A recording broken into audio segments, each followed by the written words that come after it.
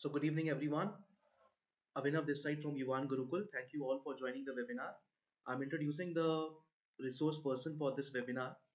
So we have Miss Khushi with us. Miss Khushi is psychology professional with postgraduate degree from Banaras Hindu University. She is founder of The Conversation, a mental health awareness platform focused on simplifying psychology for everyday well-being.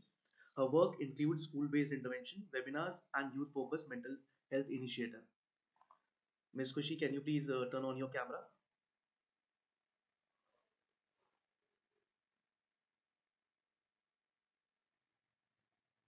Hello, ma'am. So Hello. let's start the webinar. Yeah, sure. So let's begin by the time rest of the people will join us. I hope my screen is visible. Yes, ma'am. Screen is visible, although it's not full screen. Yeah, I'll do this.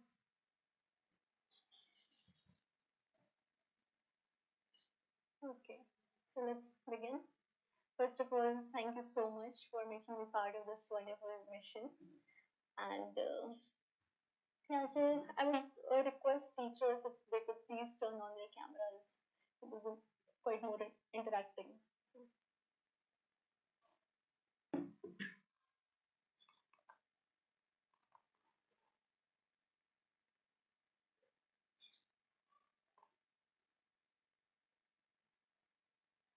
okay. So So I know as educators seeing the, you guys might be seeing the direct impact of the digital world on the attention, behavior, learning of the students. So my goal today is not to lecture you on the screen time, but to equip you with the psychological concepts and tools so that uh, students are not dependent and what practical evidence we can take and what practical things we can learn to make everything work, right? So I'm not going to simply give you lectures on what are the demerits of using phone, what are the side effects of using phones and stuffs. Yeah. So let's begin. Yeah, so this is the index. We'll start with the introduction. Then we'll talk about the science of dependency, like how we'll talk about the science, how everything is happening, and what all the chemical reactions and the stuffs are happening inside our body, which is causing us to, which is attracting us more towards the mobile phone or the digital world. So we'll start with the dopamine addiction load, then we'll talk about the allostatic load, we'll continue with the cognitive cost of multitasking. This is very common myth that we all can multitask and we can do a lot of stuffs together. So we'll talk about this. We'll talk about the task switching penalty and the nudge theory. We'll also talk about the restoring focus, like the circadian rhythm. We'll talk about the sleep hygiene, how our sleep is being impacted and how we can, how we can improve our health and well-being. We'll talk about the micro goals we need to make, the steps we can take. Yeah? We'll also talk about how teachers are being the role model, how teachers can help students, because the students learn a lot by watching. All of us actually learn a lot by watching our role models and the people we are surrounded with. So that is also very important. And we'll then have this conclusion, and then we'll continue with the with small question answer session at the end.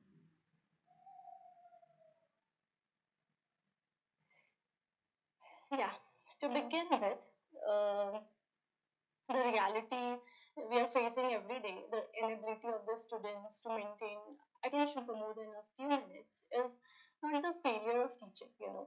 Uh, our goal will so yeah. So distraction is not a failure of teaching, but a consequence of engineered dependency, right? So here, our goal is to move beyond managing the symptoms, which is our mobile phone, to treating the root cause, which is the psychological dependency. Because this is what is happening. Anyone is not consciously indulged into the use of this digital world or mobile phone. If we will talk to, if we'll ask anyone, no one wants that to spend their complete life on mobile phone, right? So what all things are happening, we'll talk about this, we'll discuss all of these. So this is about shaming the technology also, because phone is not anything bad, you know, nothing is good or bad. So this is a technology. It's a good thing, but everything depends on how we are using it, right? So there are a lot of weapons, there are a lot of things, but anything we are using in excess, that becomes bad. So here we need to take care of the things. So so it's our uh, it's all about the mastering the psychology behind it, and we'll cover the science of dependency also, and its impact on learning, building effective habits, and the critical role the teachers play being a digital role model. So and I hope every one of us know this, that and all the researchers are very clear that chronic distraction reduces creativity, memory, and executive functioning, the emotional regulation, etc., etc. And we are here today to retrain all those functions for our students. So here comes the science of dependency. The We'll talk about the dopamine addiction loop. Uh, I hope everyone of you might have heard about the dopamine chemical in our body, right? Please let me know yes or no. You can respond.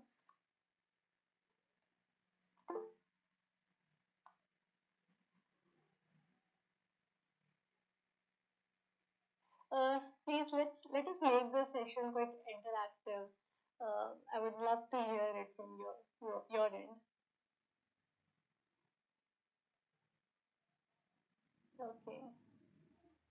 When I say dopamine, what do you understand? मतलब, what a chemical it is.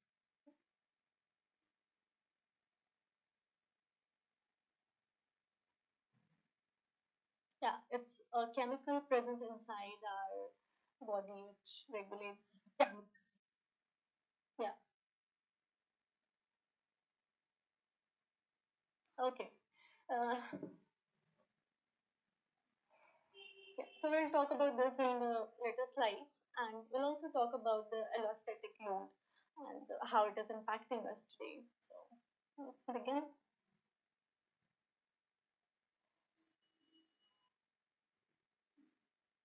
So, as we know that to help students, we must first understand and focus on what we are fighting actually. And it's not the willpower we are fighting against. It's not anyone is not doing this consciously, right? So it's not their willpower that okay, from tomorrow I won't be using the phone and or any digital gadget or stuff, and I'm not able to do that. It's not the willpower, you know. It willpower do play a role, but here when we talk about more practical stuff and more psychological perspective to it. So and the to help students, we must understand the force which is conditioning their brain to this. And we often mistake students for use as a simple lack of discipline, or you know, the disrespect toward the elders or anything. If they are sitting on the dining table or anything, imagine students or kids using their mobile phone, and we simply say they are so they don't have any discipline in them, and they are so arrogant, or they are so disrespectful. But this is not the reality, you know. They are not. It's just what their mind is telling them to do is to seek the excitement, see what's next coming in the market, what is the trend, stuff, all that. So, however, whatever, when we look under the hood of human behavior, we see something which is more clinical, right? It's not okay. It's not our decisions that we can do in one day or 2 days. But yeah, we'll talk about the chemicals, what is happening inside our body. So this is the The phone leverages one of the most powerful learning chemicals, which is the operant conditioning, and students are conditioned to see reward associated with the notifications and the uh, the interactions they get, the reels, the videos, and all of our behavior is shaped by its consequences, right? And if an action is followed by a reward, every one of us know that receiving a reward and that action is likely to be repeated again and again. And in this digital world, the behavior is checking the phone, and the consequence is the social validation or entertainment found inside the phone. But uh, it it is it isn't just about getting a reward. It's about how the reward is being delivered to us. And here comes the core principle of variable reinforcement. We can think of it like a slot machine. If notification was the same every time, it would be very boring, right? If we have suppose we have one or two downloaded videos in our phone gallery, how many times do we keep repeating and playing that video, or do we even go through our gallery to check upon that video again? Exactly. So, but at the same time, if we open, suppose YouTube, Instagram, or anything, and we know that every time a new video is being uploaded, and something new is coming, and a lot of the flooded notifications, DMs, etc., everywhere.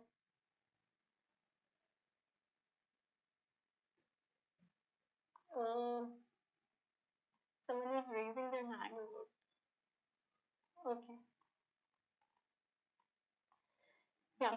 The core principle is the variable reinforcement, and yeah, so we can also take this example that if there was a vending machine and if it stopped working, and we won't go to that machine, right?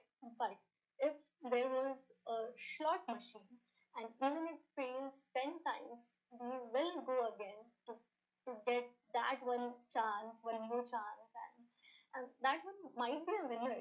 This is what our brain thinks of, and we keep going and we keep checking on our phones, our digital devices, and all. So our students and all of us aren't addicted to the phone itself. Actually, we are addicted to the anticipation, basically. So so the unpredicted rewards like pings and whatever the notifications or the messages or the new videos uploaded, uh, all of these are the unpredictable rewards for us. And and this makes the action, which is the checking phone, compulsive. And teachers need to frame this for students not as a character foul, but as a conditioned response that must be counter conditioned. Right? How many of you agree with me with this statement?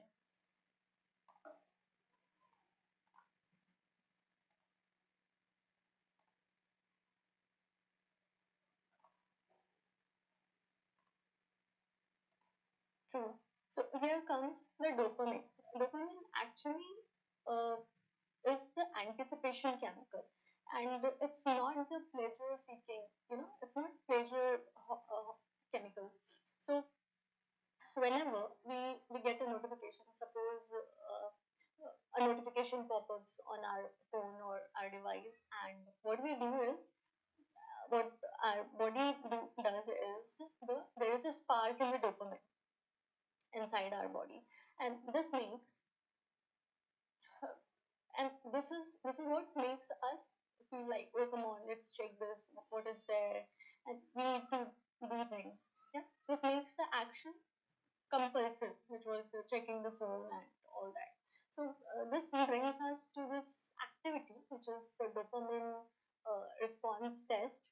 So to make this session a little interactive and interesting, and most importantly, I want you all the teachers to experience all these, the terms I'm using and all the things practically by themselves. If you will experience it by yourself, it will be more easier for you to convey to your students, right? So, yeah. So, are you ready for this activity?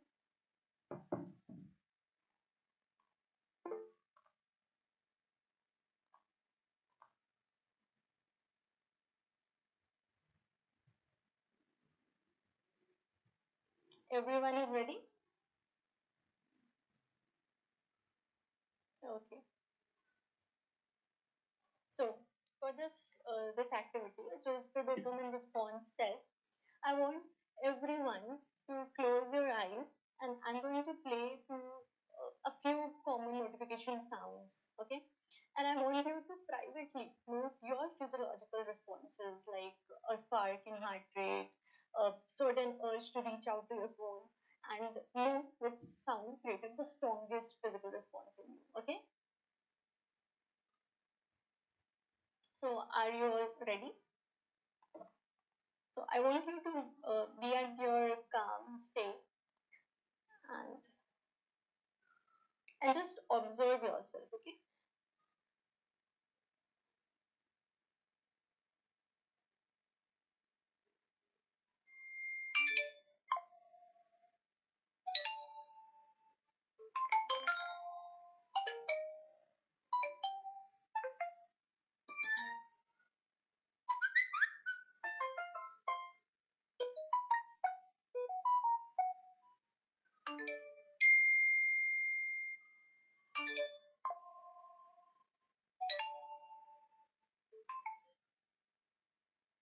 Okay. So how many of you thought that it was your phone or your notification popping and you need to reach out to your phone, or there was a spark in your heart rate? Anyone like to share their experience?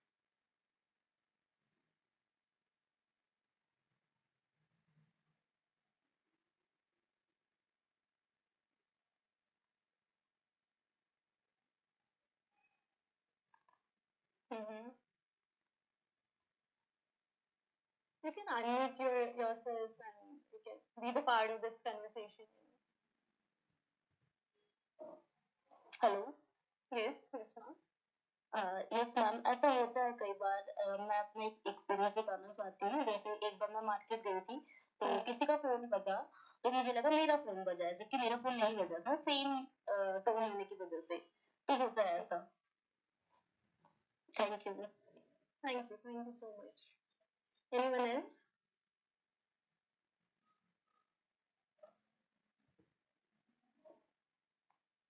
Hello, I just joined. Can you please repeat the questions?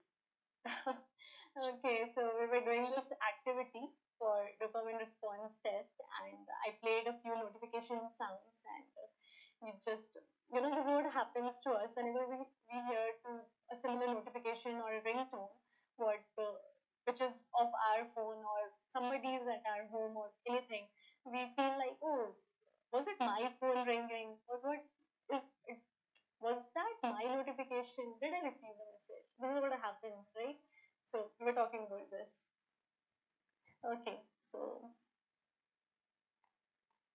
all right. So the physical jump, which some of you have experienced right now, and I'm pretty sure that every one of us have experienced this. This is not just about our students, but we ourselves also experience and go through all these, right? So this is what demonstrates the deep conditioning. We have been conditioned with the sounds, the notification sounds, the ringtones, that that and it is so strong that the sound alone is the trigger which demands the action. This is no phone. There wasn't any phone, right, in your hands or in front of your table. And it was just a sound I played, and you felt that, oh, what was that? My phone? And there was some distraction you felt, right? And uh, you were there to seek that reward. So this is the power of the conditioning loop our students face every day, and of course we all face it every day. So yeah, let's move forward with our slides. So So we'll talk about the allostatic and load. And what before we begin, let's understand what it is. And it's our body's amazing ability to adapt to stress by changing its internal system, by releasing hormones, by raising heart rate to cope, you know. So this is our body's natural response. But now what happens is uh, when it becomes load, matlab, when it comes in excess and the stress lasts too long, these symptoms cannot cannot switch off, causing them to become overused and damaged, like a machine running non-stop. I hope you're getting these points, right? And the constant vigilance of these, you know, put our students under a state of chronic low-grade stress, which is the allostatic load, and their system is always on alert for the next ping or the next notification sound or the phone call if they're waiting for. So within their prefrontal cortex, which is the area of our brain which is responsible for planning, for decision making, for emotional regulation, and everything is constantly draining. So we all know that, and let's understand this concept. We all know that how this evolution happened and we became a human, and what we are today. So back then, our alert system was designed to, to protect ourselves from getting any threat. Yeah. So, and it was for like a predator in the wild. So this is how our body is designed. Whenever we receive any threat, our body is always in the fight or the flight response, right? So once the threat is gone, our body goes back to the normal state. However, here comes the smartphone, and our body returns to a state in normal situation. But Jesse, we receive a phone call, notification, everything, and a smartphone has created a world where the threat, the social exclusion or the unread message or a negative comment, anything, never truly goes away, right? We're always receiving any messages, comments. We are always feeling that, oh, am I missing on that group chat, or am I missing on that update, or am I missing on that trending video or anything? And a student, of course, with a high allostatic load is a student who is easily irritated, struggles to make decisions, lacks deep focus, their sleep's impact, and this is a direct consequence of their digital environment. I hope I'm able to explain the terms, right? Small doubt here. Sorry? Small doubt. Yeah, sure. So you will exactly understand the connection between allostatic load and the mobile phone. Any extent here? Yeah, sure. Yeah. Sure. Yeah, we have. I think you'll understand this better way if we'll go through this case study. So I'll quickly read this out. Uh, Arjun, please listen to this case study, everyone. So Arjun is irresponsible and forgetful. Miss Sharma discovers he isn't sleeping. He stays up until 2 a.m. managing an overwhelming class group chat. Even without a phone at school, the elastic load from the previous night digital drama leaves his brain too drained to focus in class. Okay, since you all are teachers here, I hope every one of you must have been gone through this situation in your classroom. Exactly same or similar, right? Yes. Okay, so now what happens is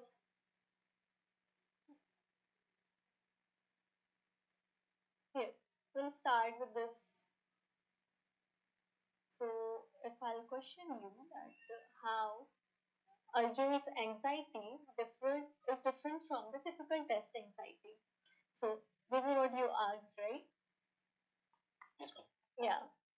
So what happened is the normal anxiety is, see, anxiety first of all is not a negative emotion. It's our body's natural emotion, and it is important to be there.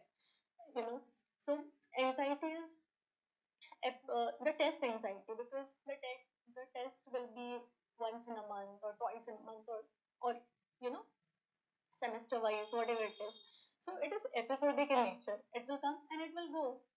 Yeah, but the thinking and all the process going inside our mind, uh, due to the absence of our phone, or I missed on that notification, I missed on that group chat, what was there, and it is always there.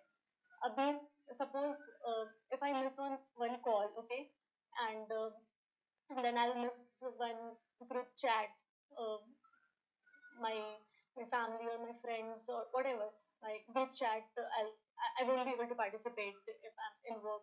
And so again, it is constantly coming. If one thing is going, like, if I missed on a notification now, then I'll be thinking, oh my god, what is trending now? Which video is trending now? I need to be there, So, and students, they're so energetic, and they're so curious at this stage, that they want to know everything. They want to be present in their group chats. They want to be present in their Instagrams. They want to be present at the games and everywhere. So this stress, this anxiety is always there. You know. So this chronic low grade stress that never allows his nervous system to recover. I hope you got your answers, right?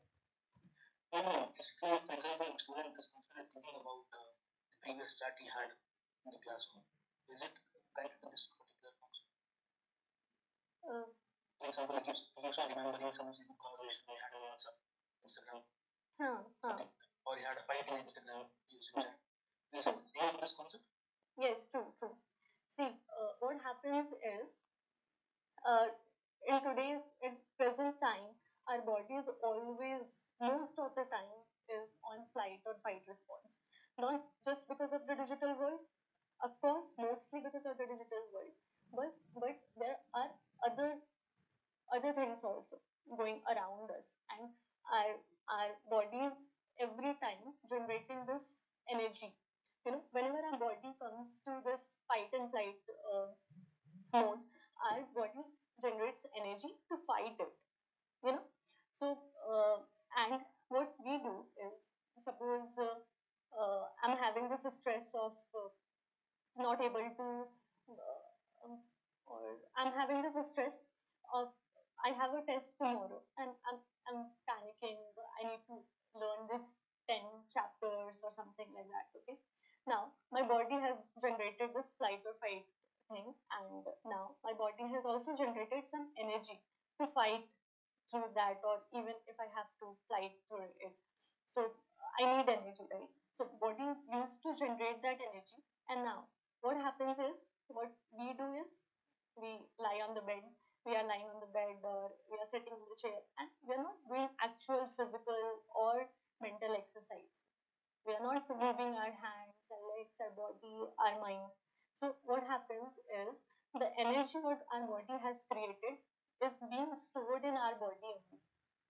And apart from it, the movement, the energy, whatever, the exercise and everything, what our body has been designed for, is already less. We are not going for morning walks. We are not walking actually. Hardly we take any steps. So all the energy is being stored in our body. And as I said, access to anything is bad. So that energy is being stored and stored and stored. And now it that becomes like a poison for our body.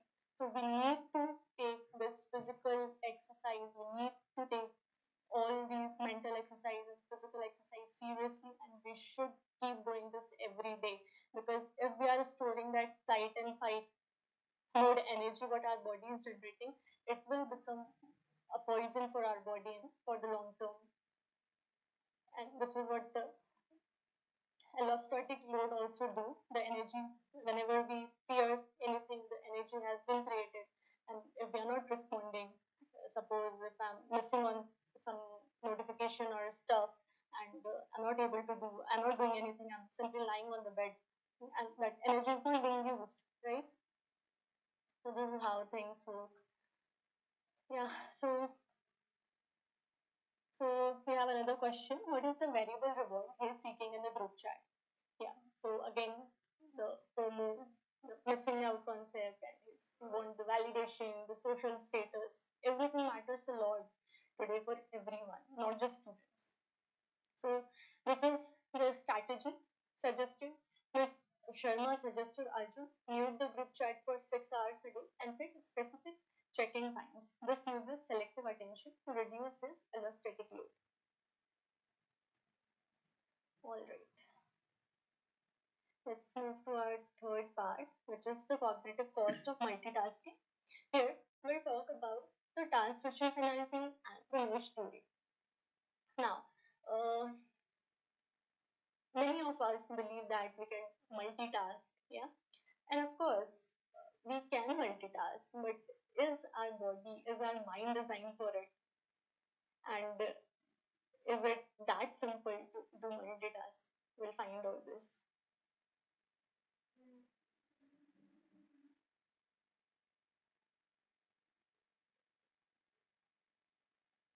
Yeah.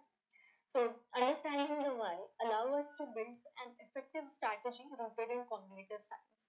And we'll focus on two areas: reducing the cognitive tax and reducing the environment. Now, the primary academic damage comes from the myth of multitasking, and the student brain is not designed for multitasking, and the task switching, and this is task switching. If we are doing one task and we are switching to another, this is not multitasking.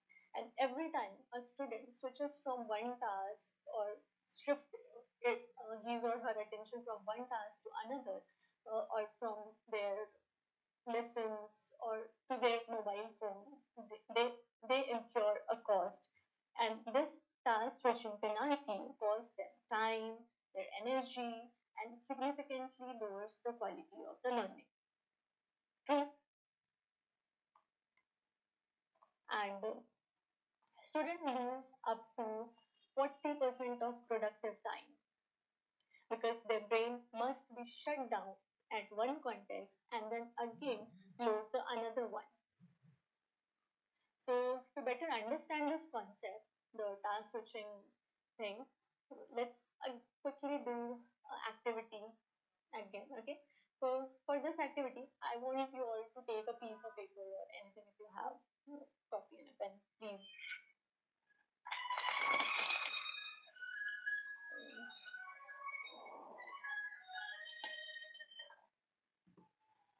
So are you all ready?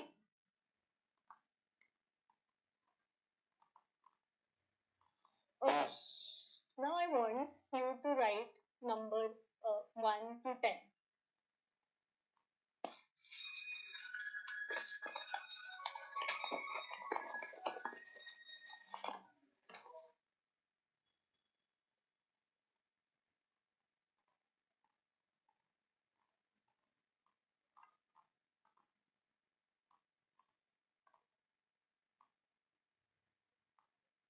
Okay, so are you done?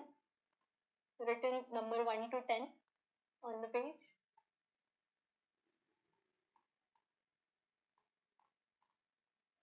Let me know. Okay. Now I want you to write A to J. A, B, C, D, J.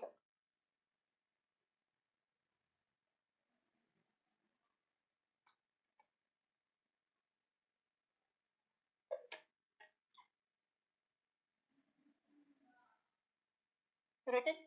Okay. Now I want you to write 1, then A.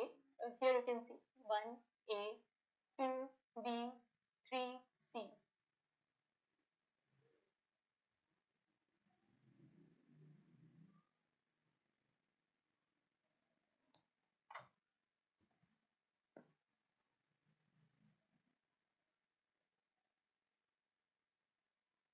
Done?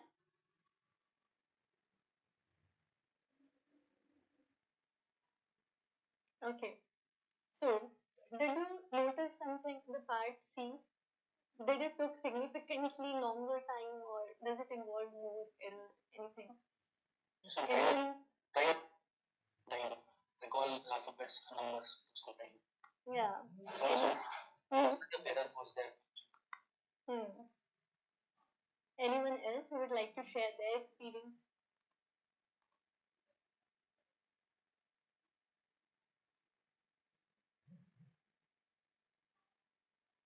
Did you feel this?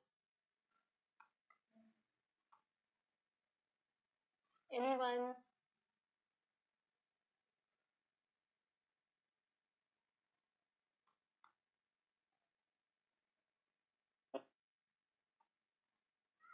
I hope I'm audible, right? Hi. Yes, hello. Hi. So alphabetically, it is quite easy for me to write. But when you ask me to add numbers, so initially A, B, A1, B2, C3, G7 are quite difficult. And later on, my mind said, कि just write H, I, J, मतलब H, then numeric number automatically come because that is easy. So I'm not putting my mind to write the numbers. I was focusing on just write alphabet because that is required more time. Mm-hmm. Thank you for sharing your experience, ma'am. Anyone else?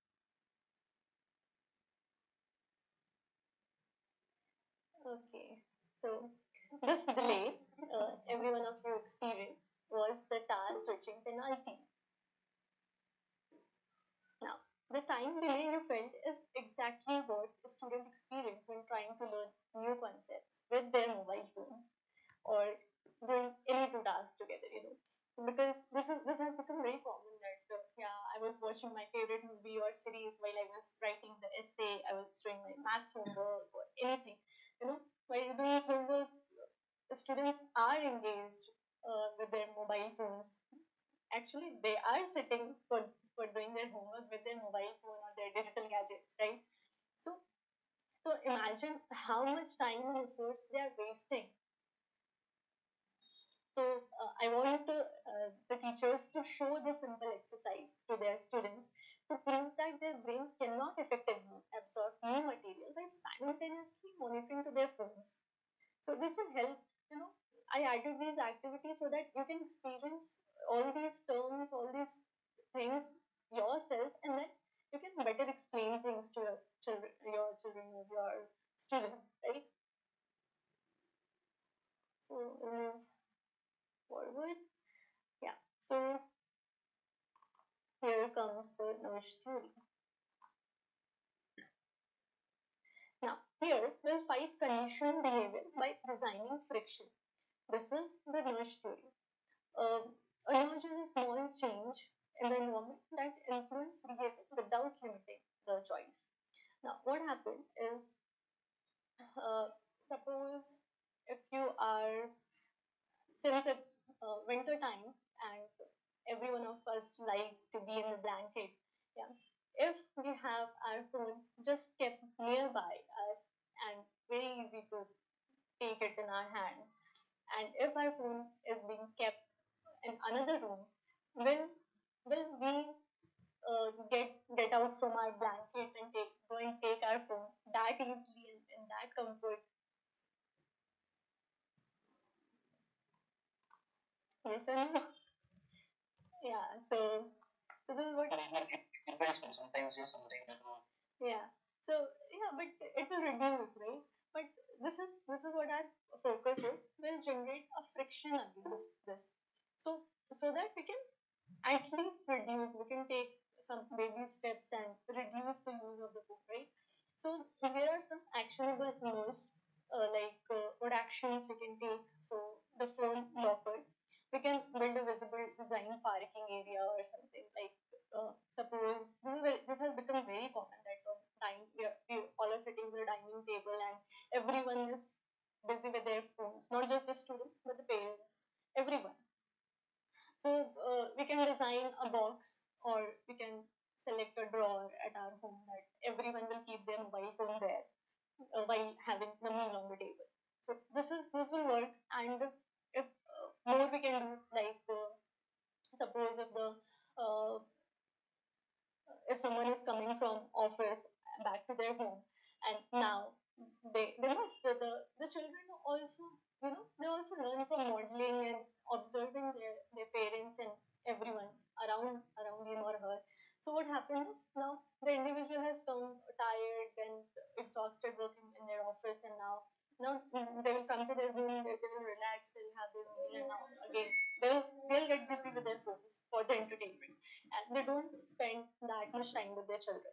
So for that we can do is we can create this phone locker at the door of our house, where we keep our slippers at the door. Nah? So what will happen whenever when if you are entering the home, keep your phone there. Don't look at that. Just spend time with the children and with your partner. That will be more productive, and that way students or kids will also learn that yeah, this is the right way. if you're if you are using the phone continuously, we adults are using the phone continuously in front of the kids, no matter how many times you will say them that this is not good thing, you must not use the phone, they will definitely use it because they're watching you doing the same thing. So we must do this. And another thing is the grayscale challenge. Again, our brain is very attractive to the colors, the yellow, green, and all these fancy colors. And so whenever we unlock our phone, there is a very nice wallpaper or background in our phone, right? So what happens is we are already giving our brain a signal that something exciting is happening, something exciting is hidden there. So we can try putting that little low grayish or black and white color screen for our background or wallpaper. Now the focus, we must use the selective attention. We must select one task at a time. That will also help. So Here's what okay. sorry. Okay. I had a small doubt Yeah, here. please. The noise theory. Can you explain about what was without limiting the choice? The noise theory. I didn't get exactly the phrase without limiting the choice. Yeah, small changes in environment influencing behavior without limiting the choice. So here, what we are doing that if I remove the theory part from here, the knowledge alone, meaning that if we are poking somebody to gain their attraction, to gain their attention, sorry. So what happens if we are here we have the phone. Okay, now our phone acts as a big source of attention alone, right? And it's a very big attraction for us. So if we take little, these steps, the phone locker or grayscale or putting the selective attention thing, will will not limit our things, right? We're not going to lose anything. We will not use our mobile phone for an hour or two, right? But we can improve our well-being with that. So we're not we'll do just small changes in the environment and will influence our behavior. Okay. Yeah. So next comes the restoring focus. Now here we'll talk about the circadian rhythm, which is our sleep cycle, and we'll talk about the micro goals we can make.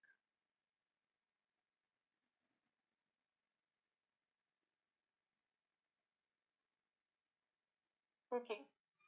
The solution for a student is building routine that restore their most vital resources, sleep and energy.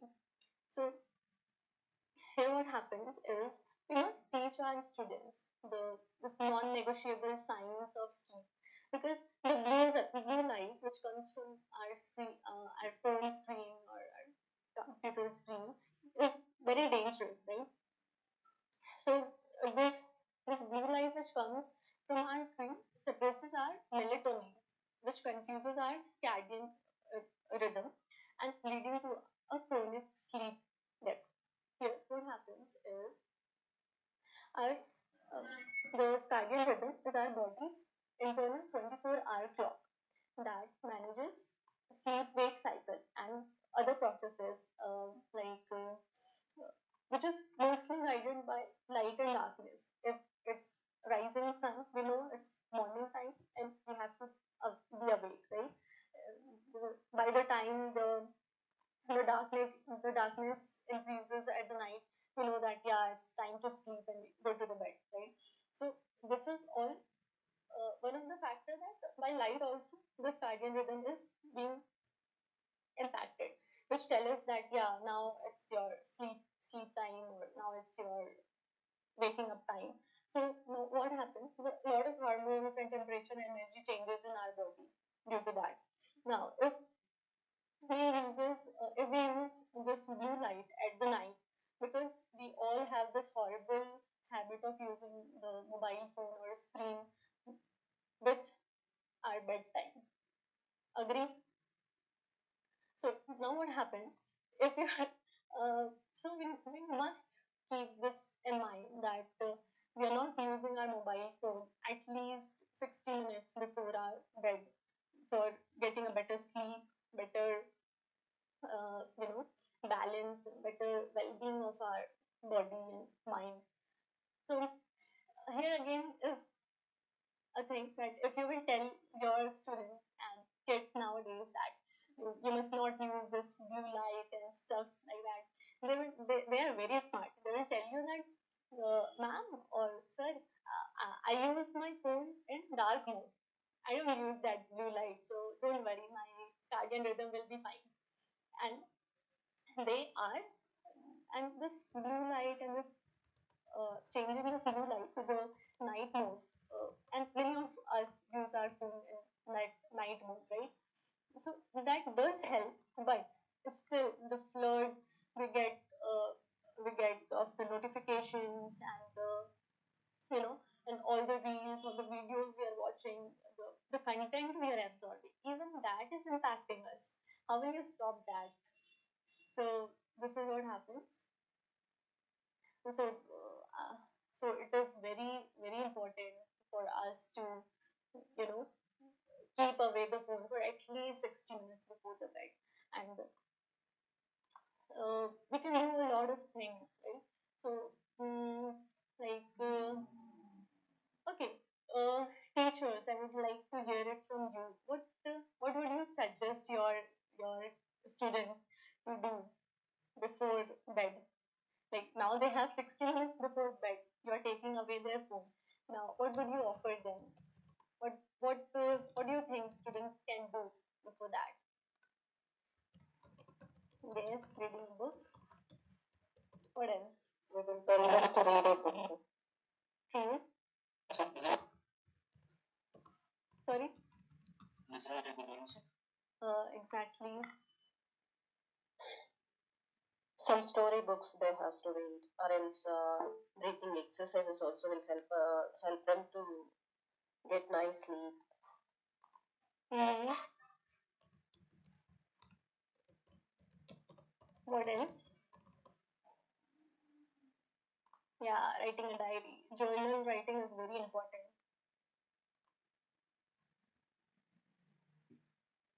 Okay. Ma'am, can you tell me how we can do journaling? Because it is not only there, but what is the best way to understand what kind of cluttering in the mind? Hmm. Uh, Actually, it will take another session for this, the correct way of journaling and all that. But I'll tell you quickly that uh, at present there are a lot of things in the market already present. There are diaries coming structured. Even I have designed a journal which I was giving the students in the schools. So I have written daily activities. I've already mentioned day-to-day activities like what did you how many hours of the sleep did you took, the number of study time, and everything is already well organized. You just have to write it down. So it's a different it will take a lot of time if we do discussion here. So we can do this later on. Yeah. So we'll continue with our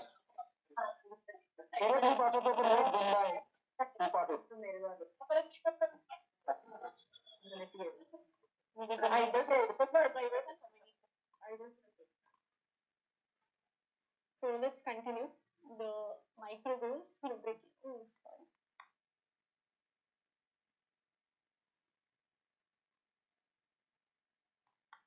Yeah, the micro goals, breaking large tasks into small, immediate, achievable steps. We must teach our students that you know the mindless consumption and the mindful connection, that two different things. So we must be aware of all these, and there are a lot of things students can do before their bedtime, like reading, journaling, doing simple breathing exercise or yoga, some stretch, or pursuing their hobby. It is very important. So there are a lot of things. Now we'll talk about the digital communication literacy. So this is the non-parallel communication. Teach them that not every message requires an immediate reply. Model this in your own communication with them. If you are responding your children within seconds, they will also be like, oh, ma'am, or sir is replying in within seconds. I also have to be the second. You're unconsciously modeling them. So you also take care of this. This notification zoning teaches students to audit their notifications and only allow those that are essential for immediate personal safety or family communication. Everything else should be muted or restricted to specific check times. Okay.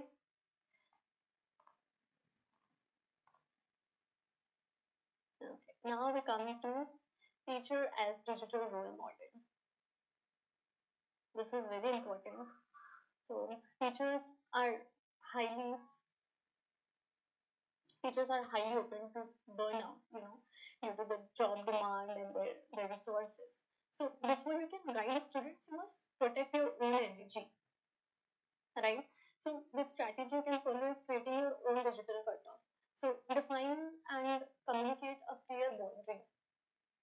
So, for example, you can tell your students that I'll check the mails or the messages only between 8 a.m. and 5 or 6 p.m. So, after that, you also don't take any messages, don't reply to the messages. So before you are giving something to somebody, you also need to be so well prepared, and your well being must be also very good, right?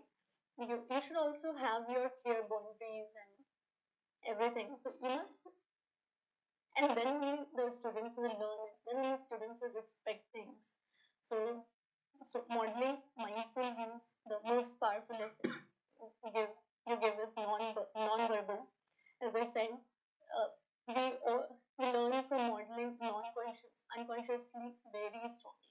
So what we are watching, what kids are watching, is what they are going to learn. So teachers need to be extra alert here. Now,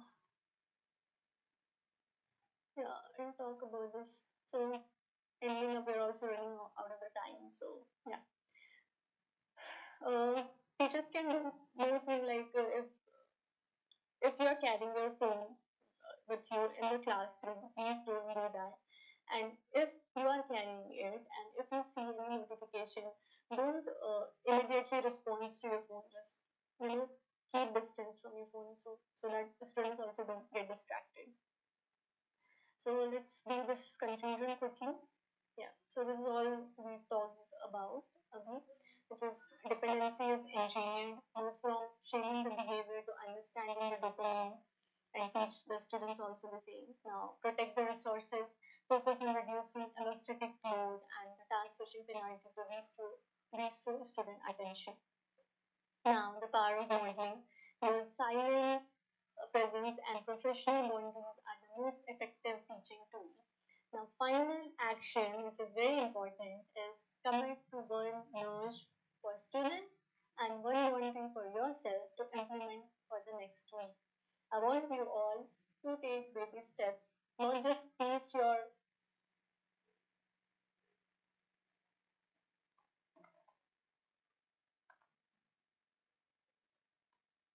immersed ourselves. Like we did a few activities here. So if you experienced it, you got this idea. Yeah, yeah, this is how things are working. Now it will be easier for you to explain your students that yeah, this is how things are working. You must take these steps, or you can improve the things by doing all these things. So yeah, this is important. And please, bonding again is very important. So build one knowledge for the students and one boundary for yourself. And with this, we come to the end. And thank you so much for these critical concepts and for equipping. And now you're equipped with the psychological tools to explain why the students are struggling and uh, how we can change this and how we can at least help our students.